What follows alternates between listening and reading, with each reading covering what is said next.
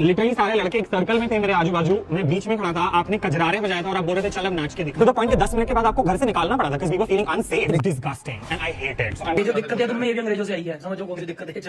ऐसे कॉमेडियंस के फैन होने से ज्यादा शर्मनाक बात कुछ हो नहीं सकती। Well, I don't like Sufi, but I'm 100% sure he's right here. Varun and his gang do behave weirdly and are often problematic and humiliating. Laila has said a lot of problematic things, so this isn't unbelievable. ये लोग तो अपनी मामी तक को uncomfortable कर दे, तो Sufi क्या चीज है? Disgusting. Why is Laila famous? I saw them in some podcast. Disgusting language, dirty attitude. Kudos to Sufi Motiwala for calling this pathetic jokers. Hey guys, let's talk about Varun Yadav aka Laila के misogynistic behavior के बारे में और कैसे बार बार वो problematic acts करते आए हैं। साथ ही ये भी कि इतने सारे कंट्रोवर्सीज के बाद भी वो अपने बिहेवियर को जस्टिफाई करते नजर आ रहे हैं और अब लॉकअप 2 में भी उनका फोकस एक बार फिर सूफी को टारगेट करने पर दिख रहा है। करंटली लैला लॉकअप 2 में एक कंटेस्टेंट बन के आए हैं। शो की शुरुआत में ही होस्ट ने उनसे पूछा कि उनका नाम लैला कैसे पड़ा। इसका जवाब देते हुए उन्होंने कैजुअली बोला कि स्कूल टाइम में वो 7 से 8 लड़कियों के साथ घूमते थे, इसलिए ये नाम पड़ गया। अब जो चीज नोटिस करने वाली थी वो ये कि लैला का टोन और रिएक्शन ऐसा था जैसे ये कोई बड़ी अचीवमेंट हो। इवन फराह खान और रितेश देशमुख के चेहरों से साफ दिख रहा था कि वो इस बात से अनकंफर्टेबल फील कर रहे थे। बाद में कंटेस्टेंट इंट्रोडक्शन के दौरान सूफी और लैला का सीधा फेस ऑफ हुआ। सूफी ने एक पुराने इंसिडेंट का जिक्र किया जो उनके अकॉर्डिंग लगभग 2 साल पहले एक म्यूचुअल फ्रेंड की पार्टी में हुआ था। सूफी का एलिगेशन था कि उस पार्टी में लैला और उनके कुछ दोस्तों ने, जिनमें पूरब और आरुष का नाम भी लिया, उन्हें घेर लिया था। सूफी के मुताबिक उनके सामने कजरारे गाना चलाया गया और उनसे बार बार कहा गया चल नाच चल नाच। सूफी ने क्लियरली बताया कि उन्हें ऐसा लगा जैसे उनकी आइडेंटिटी का मजाक बनाया जा रहा था और वो पूरा एक्सपीरियंस उनके लिए डीपली अनकंफर्टेबल था। अब सूफी का एलिगेशन सच इसलिए भी लगता है क्योंकि लैला का पास्ट कंटेंट खुद उनके खिलाफ प्रूफ्स हैं। एक वीडियो में लैला बोलते हैं कि वो फैशन कॉलेज जा रहे हैं और अगले ही पल वो इंटेंशनली एक्सैजुरेटेड वुमेन्स क्लोथिंग पहनकर एक स्टीरियोटिपिकल फेमिनाइन कैरेक्टर एक्ट करते हैं और डायलॉग मारते हैं वोंट यू से हाई टू योर ब्रदर। ये कॉमेडी नहीं थी, ये LGBTQ कम्युनिटी का स्टीरियोटाइप करके उनका सीधा मजाक था। शो के अंदर भी फराह ने इसी इशू को लेकर लैला को डायरेक्टली क्वेश्चन किया। लैला का जवाब था मेरे बहुत सारे दोस्त हैं और ये भी उनका दोस्त है, हम एक साथ पार्टी करते हैं और आज तक किसी ने कोई कंप्लेंट नहीं की। लेकिन ये लॉजिक बिल्कुल हॉलो है। किसी का दोस्त होने से किसी और को अनकंफर्टेबल एक्सपीरियंस ऑटोमेटिकली इनवैलिडेट नहीं हो जाता। और फिर बाद में जब सूफी रो रहे थे उस वक्त लैला मजाक कर रहे थे कि पैनिक अटैक आया है इसे। ये एम्पैथी की जगह मौकरी थी। पैनिक अटैक कोई मजाक की चीज नहीं है। और अब लैला और आरुष मिलकर ये नैरेटिव पुश करना चाहते हैं कि सूफी कैमरा के सामने एक स्पेसिफिक नैरेटिव बनाना चाहते हैं, मतलब असली सवालों का जवाब देने की जगह सूफी की क्रेडिबिलिटी पर ही सवाल उठाओ। इस बीच को कंटेस्टेंट श्रेया कालरा ने सूफी के एलिगेशंस को सपोर्ट किया और ओपनली लैला के बिहेवियर एंड कंटेंट को क्रिटिसाइज किया। अब शो के बाहर असली एलिगेशंस का जवाब देने के बजाय लैला के क्लोज सर्कल ने नैरेटिव को डाइवर्ट करना स्टार्ट कर दिया। सबसे पहले आरुष भोला ने एक वीडियो अपलोड किया जिसमें उन्होंने सूफी को ही नहीं बल्कि श्रेया को भी टारगेट किया। 2 साल 1.5 साल जितना भी टाइम था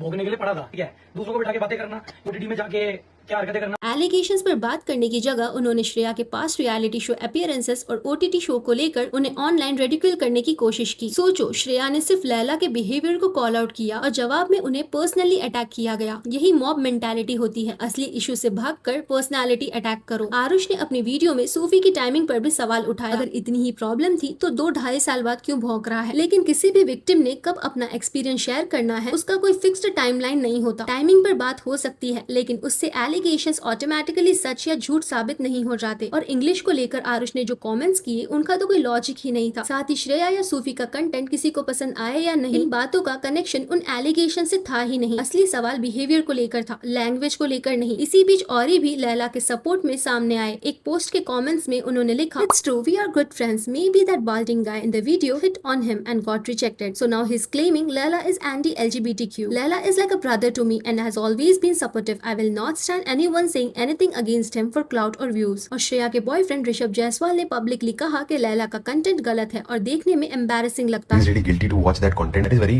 like गलत type of content. अगर ऑनेस्टली बात करें तो लैला को जो हेट मिल रहा है वो कोई नई बात नहीं है। अगर आपने कभी लैला का कंटेंट देखा है तो आपने नोटिस किया होगा कि उनके वीडियोस में मिसोजिनिस्टिक अंडरटोन्स बार बार दिखती हैं। वुमेन को स्टीरियोटाइप करना, उनके एक्सपेंस पर जोक बनाना, ये सब उनके कंटेंट का एक पैटर्न बन चुका है। लॉकअप के अंदर भी जब रितेश देशमुख ने डायरेक्टली उनसे पूछा कि बहुत सारे लोग आपको मिसोजिनिस्ट बोलते हैं, तो लैला का पहला रिएक्शन था मिसोजिनिस्ट होता क्या है। ऋषभ ने एक्सप्लेन किया कि मिसोजिनी का मतलब वुमेन के प्रति प्रिजुडाइज रखना या उन्हें नीचा दिखाने वाली आइडियाज को प्रमोट करना होता है। लेकिन उस पूरे कन्वर्सेशन में लैला का एक्सप्रेशन बिल्कुल कैजुअल एंड अनबॉदर्ड था, जैसे क्रिटिसिज्म उन्हें टच ही नहीं कर रहा। और फिर बाद में इसी क्लिप का एडिट बनाकर उन्होंने अपने इंस्टाग्राम पर भी अपलोड किया, अपने आप को कूल दिखाने के लिए। अब अगर हम उनके पास्ट इंटरव्यूज और कंटेंट को देखें तो ये पैटर्न और भी क्लियर हो जाता है। एक इंटरव्यू में लैला ने ओपनली ये नैरेटिव पुश किया कि लड़कों को लड़कियों से प्यार करना ही नहीं चाहिए। उनका कहना था कि अगर घर का कोई इकलौता बेटा किसी लड़की के प्यार में पड़ गया तो वो लड़की उसकी लाइफ खराब कर देगी, उसके पैसे खत्म कर देगी, उसके पेरेंट्स से दूर कर देगी। नोटिस करो, सिर्फ लड़कियां ही लड़कों की लाइफ बर्बाद करती हैं। ये जर्नलाइजेशन कितना डेंजरस है। और सिर्फ यही नहीं, लैला और उनके ग्रुप के कंटेंट में बार बार वुमेन को गोल्ड डिगर या सिर्फ पैसे के लिए रिलेशनशिप में आने वाली के रूप में प्रेजेंट किया जाता है। इंटरव्यूज में ओपनली ये बोला जाता है कि वुमेन सिर्फ मेन के मनी यूज करती हैं और इनोसेंट लड़कों को मैनिपुलेट करती हैं। ये एक डीपली अनहेल्दी स्टीरियोटाइप है जो ये पूरी गैंग नॉर्मलाइज करने की कोशिश करने में लगी है। एक और स्टेटमेंट जो लैला ने दिया, उनकी लाइफ में आने वाली कोई भी लड़की तभी एक्सेप्टेबल होगी जब उनके मेल फ्रेंड्स भी उसे अप्रूव करेंगे। मतलब पहले उनके दोस्त डिसाइड करेंगे कि वो लड़की ट्रस्टवर्दी है या नहीं। एक पॉडकास्ट में लैला और आरुष गैंग इंसिडेंट को हंसते हंसते कैजुअली डिस्कस कर रहे थे। वो ऐसे ऐप के बारे में बात कर रहे थे जिससे किसी भी फोन पर फुल वॉल्यूम में ऑडियो मैसेज ब्लास्ट किया जा सकता था, चाहे फोन साइलेंट या डीएनडी मोड पर ही क्यों न हो। इस कन्वर्सेशन में लैला ने बताया कि उनके एक दोस्त को अपनी ही मामी पर क्रश था। अपनी मामी पे क्रश है। आगे क्या होता है? वही पे हमने बोला अबे मामी को लव यू बोल दे, हो जाएगा। इस बात को प्राइवेट रखने की जगह उन्होंने इसे प्रैंक का मटेरियल बना दिया। जब वो दोस्त अपने मामा के घर पूरी फैमिली के साथ बैठा हुआ था, तब उन्होंने उस ऐप के जरिए उसके फोन पर जोर से ये ऑडियो ब्लास्ट कर दिया, जाके अपनी मामी को बोल दे कि तू उनसे प्यार करता है, सब सेट हो जाएगा। ये फनी नहीं है, ये डीपली डिस्टर्बिंग है। इस प्रैंक में सिर्फ दोस्त का मजाक नहीं बनाया गया, फैमिली मेंबर को, एक वुमेन को बिना उसकी मर्जी के एक चीप जोक का प्रॉप बना दिया गया। किसी भी वुमेन को सिर्फ ह्यूमर के लिए यूज करना ये रेस्पेक्ट की सबसे बड़ी कमी है। ये सोचने वाली बात है कि अगर ये लोग ऑन कैमरा एक फैमिली मेंबर को इस तरह ट्रीट करते हैं तो ऑफ कैमरा लड़कियों के बारे में इनकी मेंटालिटी कैसी होगी। एक और बात, आरुष ने रिसेंटली खुद कहा था कि लैला मैथ का ट्यूटर रह चुका है, तो ये क्या है जो वो सोशल मीडिया पर सिखा रहे हैं। उसी तरह अप्रैल 2026 में आरुष ने श्रीलंका ट्रिप का एक व्लॉग अपलोड किया जिसमें लैला और पूरा फ्रेंड सर्कल साथ था। उस वीडियो के एक सेगमेंट में प्रैंक के नाम पर ग्रुप ने पब्लिक बीच पर लैला का अंडरवेयर उतार दिया। ऑलरेडी इंडियंस की इमेज इंटरनेशनली काफी ज्यादा खराब हो चुकी है और जब कोई ऐसा पब्लिकली बिहेव करता है फॉरेन में जाके तो लोग बोलेंगे ही कि जीरो सिविक सेंस है। ये सिर्फ उनकी इमेज का सवाल नहीं है, ये पूरे देश का रिप्रेजेंटेशन है। पिछले कुछ सालों में लैला और उनके फ्रेंड सर्कल के रियल लाइफ बिहेवियर पर भी काफी सीरियस क्रिटिसिज्म देखने को मिला है, लेकिन फिर भी आज उनके बिहेवियर में कुछ चेंज नहीं आया। पास्ट में एक बार दिल्ली के कुछ लोकल इंसिडेंट्स ने सोशल मीडिया पर एलिगेशंस लगाए कि लैला और उनका क्रिएटर ग्रुप, जिसमें आरुष का भी नाम था, पब्लिक प्लेसेस में व्लॉगिंग के नाम पर डिस्टर्बेंस क्रिएट करते थे। ये लोग बिजी एरियाज में लाउड वीडियो शूट करते, एक्सपेंसिव स्पोर्ट्स कार्स के साथ ट्रैफिक ब्लॉक करते और कभी कभी रैंडम लोगों को बिना परमिशन के प्रैंक कंटेंट में इन्वॉल्व तक कर देते। उन एरियाज में पढ़ने वाली कुछ फीमेल स्टूडेंट्स इतनी अनकंफर्टेबल फील करती थी कि वो उनके वीडियोस में आना या अनवांटेड अटेंशन से बचने के लिए अपना रूट तक बदल लेती थी। ये सिर्फ न्यूसेंस नहीं, ये डायरेक्टली वुमेन की सेफ्टी और कंफर्ट को अफेक्ट कर रहा था। मैंने इस वीडियो में जो इंसिडेंट्स डिस्कस किए हैं ये सिर्फ कुछ एग्जांपल्स हैं। सोशल मीडिया पर लैला और उनके फ्रेंड सर्कल से जुड़े और भी काफी इंसिडेंट्स डॉक्यूमेंटेड हैं। इनके सोशल मीडिया को भी चेक करोगे तो आपको सिर्फ मिसोजिनिस्ट और वल्गर कंटेंट ही मिलेगा। इन सब हरकतों के बाद भी इन्हें कोई कैंसिल नहीं करता, उल्टा लोग इनका सपोर्ट करते हैं और कहते हैं कि लैला तो कॉमेडी का पावर हाउस है। एंड सबसे बड़ी बात, लैला के इंस्टाग्राम पर 2.2 मिलियन से ज्यादा फॉलोअर्स हैं। साथ ही इनके पूरे गैंग के फॉलोअर्स मिला के और ज्यादा होंगे। तो सोच के देखो, इनको फॉलो करने वाले लोगों की भी कितनी चीप मेंटालिटी होगी जो ऐसे क्रिएटर्स को कॉल आउट करने के बजाय उनको फॉलो करते हैं। That's it for today. आप क्या कहना है लैला के इस प्रॉब्लमैटिक बिहेवियर के बारे में? Let me know in the comment section below. Video अच्छा लगा तो लाइक करें, ऐसी और गॉसिप्स के लिए चैनल को सब्सक्राइब करें। Thank you.